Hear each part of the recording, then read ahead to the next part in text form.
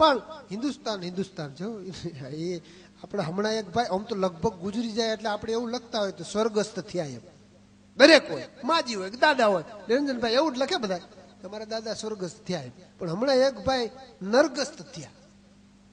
બોલો, તે ઉપર ગયા ને ભગવાન પાસે કરગરવા માંડ્યા. કીધું ભગવાન દયા કરો, કૃપાળુ.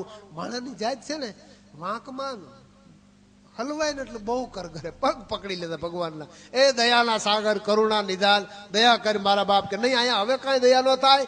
કે જે કર્મો કરવાના તે કરીને આવ્યો, હવે સજા ભોગવ, આ નરકમાં જવા માટે તૈયાર થાય. ન મારા નાથ દયા કરો, એક વખત દયા કરો, એક વખત કરુણાના સાગર. પછી દયાનો સાગર છે, ભગવાનને દયા આવી ઉભો રહે, બીજી કાંઈ દયા ન થાય. પણ તારા માટે એટલી છૂટછાટ કે આ દરેક દેશના નરક છે, એમાં તારે જ્યાં જાવું અહીંયા છૂટ. આટલી છૂટ તને ભારતના નહીં, ગમે નરકમાં તું જઈએ. એટલે ઓલાને મોહ એમ કે આ બીજા દેશમાં કંઈક સારું હોય. એટલે આપણને વધારે મોહ અમેરિકાનો. એટલે સીધો અમેરિકા નરકમાં ગયો. ત્યાં જઈને પૂછ્યું કે ભાઈ અહીંયા શું છે સગવડતા અગવડતા? એ કે આમાં સગવડતામાં બીજું કાંઈ છે નહીં, આ ખીલાવાળા ખાટલા છે, આમાં 2 કલાક હોવાનું. એ કહું બાપરે, આ ખીલા તો ન સહન થાય. એ કે તો એ ન થાય તો આ ઇલેક્ટ્રિક ખુરશી છે એની ઉપર બેહવાનું, એટલે તમને શોર્ટના ઝટકા માર્યા રાખે. ના, એ ન સહન થાય. તો કે પછી આ 2 જણા છે યમના દૂત, એન્ટર માર્યા રાખે 2 કલાક લગી, ઈ સહન કરવાના. ઈ નો થાય આપણે, ઈ નો થાય તો જવા દે. એ દુબઈના નરકમાં ગયો, જાપાનના નરકમાં ગયો. પણ બધે આના પરિસ્થિતિ ટૂંકમાં જ્યાં જ્યાં પૂછે એટલે આ બધી ચર્ચા કરે એટલે એ સહન નો થાય. કરતો કરતો પછી દુનિયાનો છેડો ઘર ફરતો ફરતો પાછો આવ્યો ઇન્ડિયાના નરક પાયો. ત્યાં તો અહીંયા ગીડદી પડે એના ભૂકા લાઈનમાં લાગેલા બધા. એટલે પૂછ્યું કે ભાઈ અહીંયા શું કાંઈ સગવડતા વિશેષ છે? એ કે ના ના, એ જ છે બધું, ખીલાવાળા ખાટલા, ઇલેક્ટ્રિક ખુરશી ને હેન્ટર મારે. કે પણ એ તો બધે છે, અહીંયા શું કામ એટલી બધી ગીડદી? પછી ઓલાએ કીધું કે ખીલાવાળા ખાટલા છે ને એમાં ખીલા કોક કાઢી ગયો, એટલે હાંજ લગી હુઈ રહ્યો તો કાંઈ તકલીફ નહીં આમ. હા, અને આ ઇલેક્ટ્રિક ખુરશી છે ને એમાં ગમે એટલી વાત બહેરો, લાઇટ આવતી જ નથી. દિલ્હીમાં વાળું કરે ટાણે વહી જાય. હા, વડાપ્રધાન આપણા લાઇટ વગેરે વાળું કરે, આ થોડી ઘણી જમાવટ કહેવાય.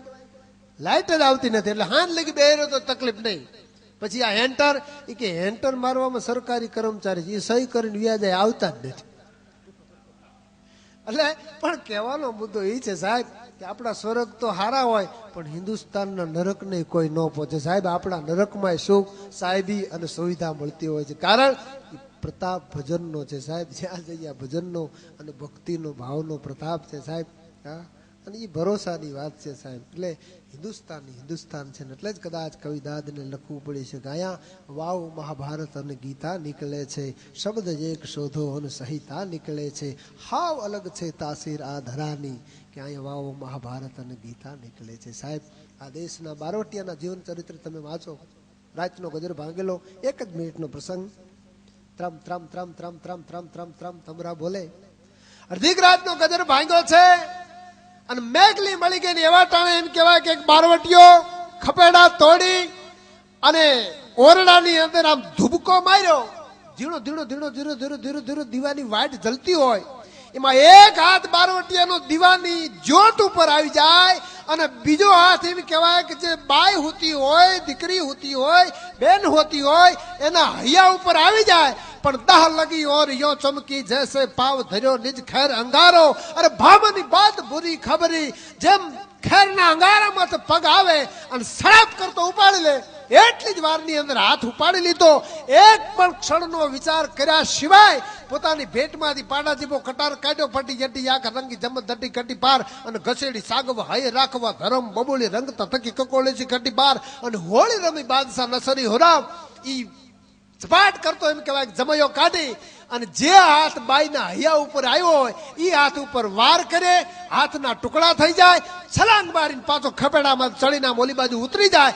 બારવટીયા ઉભા છે, એ પોકાર કરતા કહેવા માંડ્યા ભલા તમારા હાલત કોણે કરી, તમારો હાથ કોણે કાપ્યો? હવે આ ઘરની અંદર ઘોડિયામાં હોતા હોય છોકરાને વીણ વીણ જીવતા હળગાવી દે, આનું વંશ નો રહેવા દે, નાનું બાળક નો જીવવા દે, અને એમ એટલી તૈયારી બતાવે અને બારવટીયાના મોઢામાંથી એટલા જ શબ્દ નીકળે, કાંઈ જરૂર નથી ભાઈ, હવે હાલવા માંડો, હવે અહીંથી નીકળી જવાય. કે પણ અમને વાત કરે આ તારો હાથ કોણે કાપ્યો, એ વાત પછી તમે હાલો અહીંથી નીકળી જાઓ. કે પણ નહીં, તારી જે હાલત કરી છે એના ઘરના ઘોડિયાની અંદર નાનું છોકરું નો અમે જીવવા દે.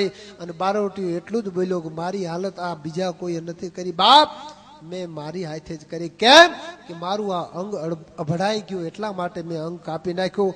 કોઈ દીકરી હોતી છે, બાઈ હોતી છે અને એના હૈયા માથે હાથ આવી ગયો. હવે એ શરીર મારું, એ અંગ મારું અભડાઈ ગયું અને બારવટિયાથી રખાય નહીં એટલા માટે મેં જ કાપી અને નીકળી ગયો. હવે નીકળી જાવ એમ કે ઘોડે સવાર થઈ નીકળ્યા. આ રકજગ હાલતી હોય એમાં એ બાઈ બહાર આવે, આખી વાત સાંભળે છે. પણ એ હાલ્યા જતા બારવટિયાને ઈ બાઈ અંતરના આશીર્વાદ આપે છે. ભાઈ તું કોણ છો મને ખબર નથી, તું કેવો છો એ મને ખબર નથી, પણ તારી ખાનદાની ઉપર હું વારી દઉં છું મારા બાપ. અને તું બારવટીયો છો, તારે હાથની તું જરૂર પડે પલે પલે સેકન્ડે સેકન્ડે, અને હાથ વગર તારું જીવતર જોખમમાં પડી જાય મારા બાપ. પણ બીજું હું ગરીબ માણસ, ગરીબ બાઈ તને દઈ ન શકું, પણ તને એટલા આશીર્વાદ અંતરના આપું છું કે ભાઈ તારા ઠૂઠા હાથ ઉપર જે એમ કહેવાય બંદૂક રાખીને તું વાર કરીશ ને, તારો વાર કોઈ દી ખાલી નહીં જાય. આ મારા તને અંતરના આશીર્વાદ છે બાપ. અને ઈ બારવટીયો એટલે આપણો સૌરાષ્ટ્રનો ખુખાર વાલો નામોરી, એની બંદૂક આજ પણ જુબેલીની અંદર હશે. તમે જોઈ હશે અને ન જોઈ હોય તો કોક દીક જોઈ આવજો સાહેબ. મોટો કરાવ ઉપર અડી જાય એટલી લાંબી બંદૂક છે. એની ઠૂઠા હાથ ઉપર મેઘાણીની ટાંક મારે છે સાહેબ, કે ઠૂઠા હાથ ઉપર એને બંદૂક રાખીને જ્યાં જ્યાં વાર કરી એનો વાર કોઈ દી ખાલી નથી ગયો. કહેવાનો મારો મુદ્દો એ છે કે આ દેશના બારવટિયાના જીવન આટલા પવિત્ર હતા અને એના બદલે આજ આ પરિસ્થિતિ સર્જાણી હોય તો મેં શરૂઆતમાં જ કીધું એમ આ સેટેલાઇટ દ્વારા જે કેબલ કનેક્શનો અને રાતથી એમ કહેવાય કે આ માણસના મગજની અંદર ભરાભર થાય છે સાહેબ. જરૂર સંસ્કારની છે, જરૂર ભજનની છે, જરૂર ભક્તિની છે, જરૂર આ સાહિત્યની વાતોની છે સાહેબ.